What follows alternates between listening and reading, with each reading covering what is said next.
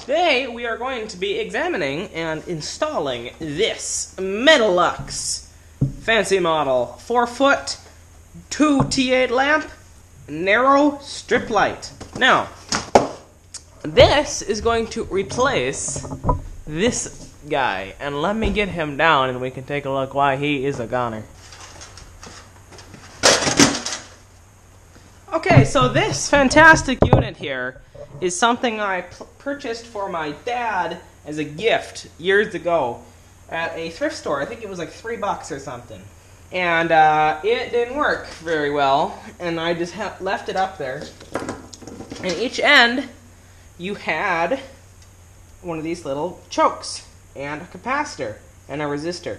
Now, I don't know if the capacitor is for starting the tube somehow, or just for power factor correction, but either way, I'm sure it is what failed here, but it has no markings on it, so I don't know what it was, and I didn't want to deal with these. So I got them out, and what I did is, you can see all these fun little wires, I put on a magnetic ballast, also free, or no, this was free, on the top.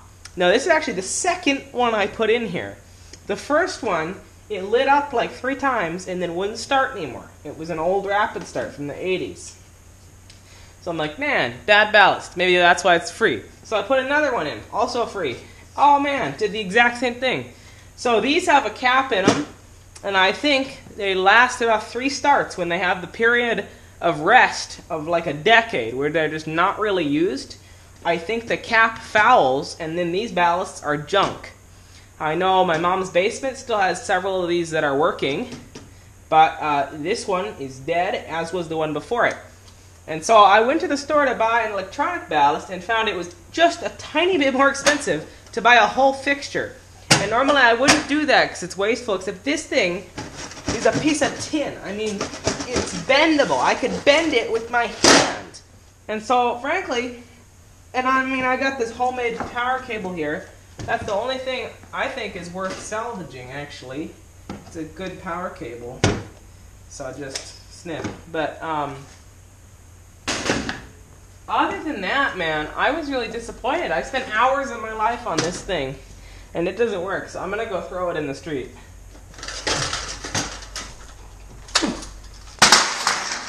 That's how you get rid of a light fixture.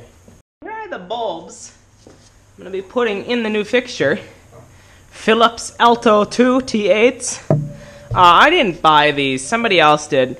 I probably wouldn't have bought them because the whole Alto 2 thing means they have less mercury than normal, which is great for the environment. But the way I see it, they put mercury in these things for a reason. And if you use less than normal, then how would you have a good bulb? So I've actually heard mixed things. I've used these things. We used a ton of these. There's 12 of them in our basement, and I have to replace like one every couple of months. So I don't know. I wouldn't have bought them, but you know, they're here.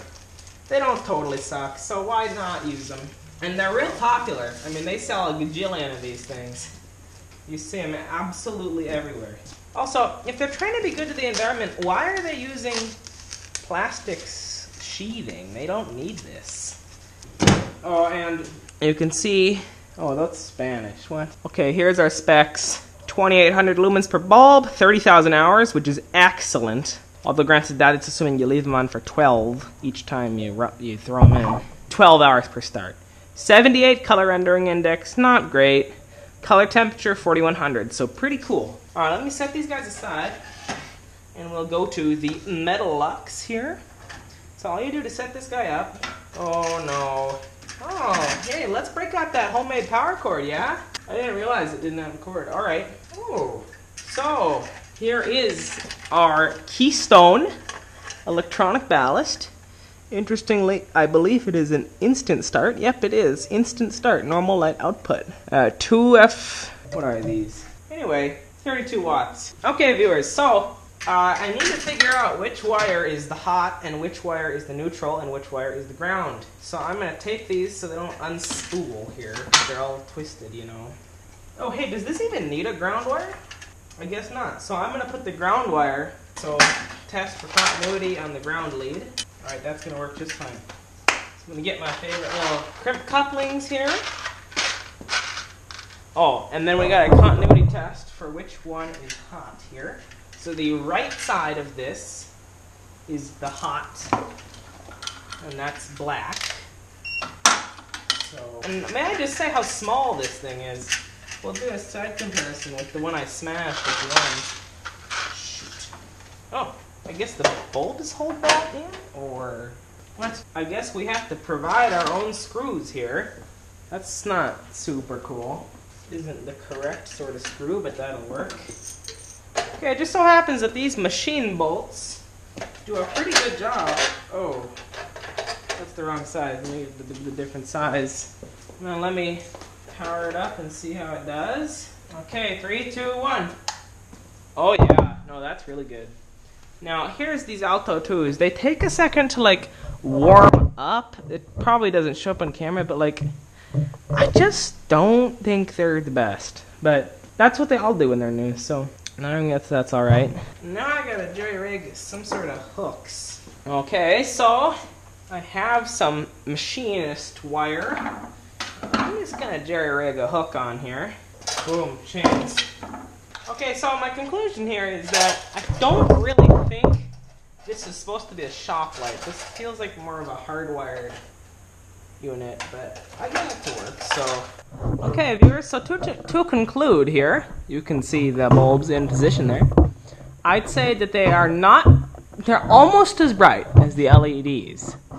Although the fixture with those slimline T8s there is actually really good. It's very narrow, quite small. And the T12s are a little tired there, but they're not quite as bright. So I think I'm pretty happy with this.